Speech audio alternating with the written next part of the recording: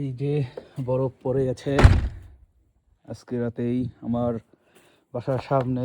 আপনারা দেখতে পাচ্ছেন বরফ হয়ে গেছে আজকে। এই আমার বাসা। তো অনেক দিনের অপেক্ষা করছিলাম কবে বরফ পড়বে। অনেক শীত, তারপরও বরফের ফিলিং তো আসলে বলে বোঝানো যায় না। যারা আমরা দেশে আমরা যারা ছোট থেকে বড় হয়েছি, বরফ এইভাবে দেখিনি বা আমাদের ওরকম অনুভূতি নেই।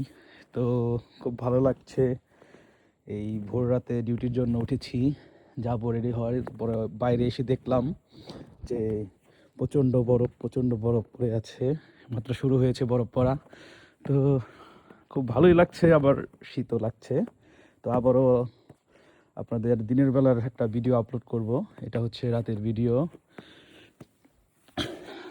মানে এই অনুভূতি আসলে বলে বোঝানোর মতো না যে আসলে কি বলবো। হয়তো আমি বারে বারে একই কথা বলছি, তারপরেও এই অনুভূতি কোনোভাবেই শেয়ার করার মতো না, এবং কি শুধুমাত্র ভাষায় প্রকাশ করার মতো না। তো এই যে আমার বাসার পাশে গাছ আছে, গাছেও আপনারা দেখতে পাচ্ছেন বরফ জমে আছে। একটা আছে ঝাউ গাছের মতো, অনেক বরফ জমে আছে।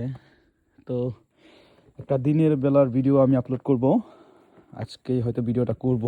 যদি এরকম বরফ থাকে, যদি বরফগুলো গলে না যায়, তো ওটাও দেখতে পাবেন যে দিনের বেলায় আসলে কেমন দেখা যায়। তো এই যে একটা বিড়াল আমার বাসার থাকে, ও বরফের মধ্যে হাঁটছে আমার সাথে সাথে। তো ঠিক আছে, আজকের মতো এই বরফ ভিডিও